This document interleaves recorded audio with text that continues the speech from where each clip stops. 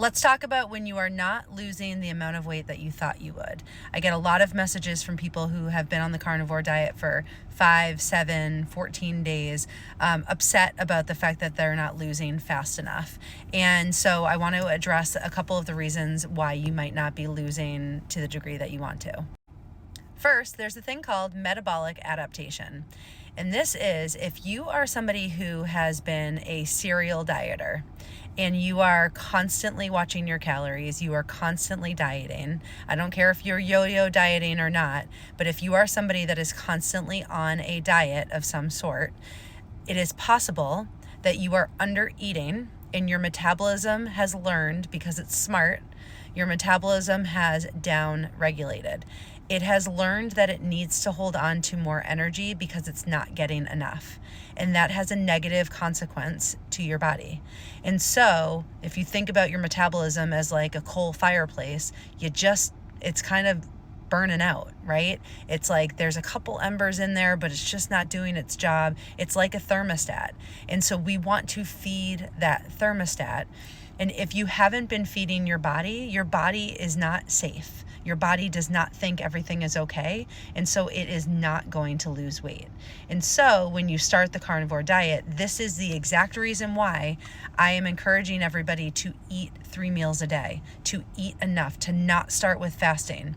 Just eat fatty, nutritious meat, eat until you are full, and make sure that you're eating enough. Now, a lot of people are eating a huge meal and then not able to eat for the rest of the day.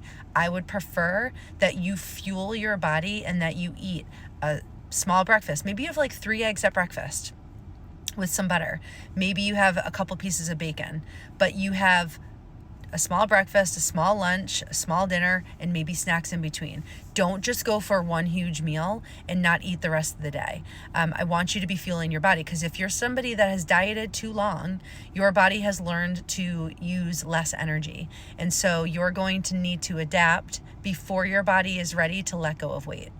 Okay, this one is a tough one to give advice on because it is all very personal, but it's possible that you're overeating. I know I just said you might be undereating, but it's possible you could even be overeating. So when you are on a carnivore diet and you're eating ribeyes and super fatty cuts of meat with butter, with tallow, it is possible that you're overeating on calories.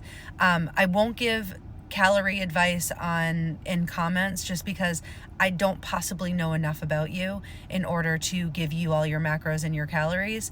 But it's possible that you might need to play around with eating a little bit less calories. But don't get me wrong, that doesn't mean that you go back to not eating enough, right? So my recommendation is keep your protein moderate. And by moderate, I mean 0.7 to 0.8 grams of protein per pound of body weight. So typically, if for your 130-pound woman, that might come out to like 100 grams of protein. I don't know the math on it right now, but whatever. It might come out to 100 grams of protein, and you eat the rest fat. You need to lose fat. You need to eat fat to lose fat. So I don't want you to drop the fat because you're concerned about calories. When we're talking about macronutrients, protein is 4 calories per gram. Carbohydrates are 4 calories per gram. Fat is 9 calories per gram. So you want to have enough protein to be full, but you also want to make sure that your protein to fat ratio is 80%. Your fat is 80% of your overall calories. So I know that can seem like, what are the numbers? I do have coaching services, and you're welcome to go to jessicaorr.com because that's where I have all of my nutrition stuff. All you have to do is just submit the client intake form. We'll hop on a 15-minute call and we'll discuss which of the coaching is good for you. It could just be one call. We set your macros, I give you your calories, you're off and running, you get a couple ideas for meals, and you're off. But I really think that it's possible that you could be overeating, although I think more people fall into the first category I talked about, where their metabolism just needs to re-regulate. Now, it's really important that we don't forget about one of the really healthy things that you can do for your body, and that is stress management. I want you to go out and walk every day. In all of my programs, I ask people to get 10 or 12,000 steps a day. I want you to go out and just forest bathe, go out into the woods and just walk. You need to move your body. Walking is a super good stress relieving activity, but you need to prioritize sleep. If you are not prioritizing sleep and you are not moving your body throughout the day, your body is stressed.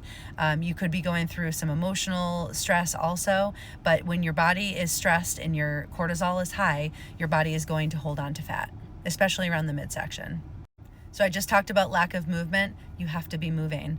You have to have some movement built into your day. You cannot just eat the right things and then have everything fall off. You really need to be moving stale lymph around your body. You need to be just walking will take care of it all. I'm a strength coach and I love everybody picking up heavy weights and moving heavy weight, but you don't need to start that for a couple months into your carnivore journey. I think everybody needs to be strength training because it's important that we have muscle on our body and we add muscle to our body. That's the best thing we can do for our metabolism. But if you are not walking, you need to add that in. If you came into the carnivore diet with things like hypothyroidism, PCOS, insulin resistance, it takes time for your body to learn how to become fat adapted and to reduce inflammation and become more insulin sensitive. Insulin resistance is not solved overnight. So if you were somebody that had some pretty big hormonal issues coming into carnivore, it's going to take some time for your body to feel safe enough and healthy enough to drop weight. If you are not keeping up with the electrolytes that your body is losing because you're not eating carbs, you need to make sure that you're getting good electrolytes, because if you don't, you could be masking fat loss. So you want to make sure that you're hydrating and getting those electrolytes. Your body could just be healing. So if you are somebody that needs to heal your digestion, your inflammation, you're moving from a high carb diet to a no carb diet, and your body needs time to adapt. So it might be just prioritizing healing first. Also, the carnivore diet, you are changing your digestion. You are getting used to new foods. You are getting used to no carbs. You are getting used to no fiber. And so your digestion might just be changing and adapting. And so as that happens, you might not be as regular, and that might make you feel like you are not losing weight, but we know that that's not real. It's just waste that needs to come out. So just make sure that you give yourself time to let your digestion adapt too.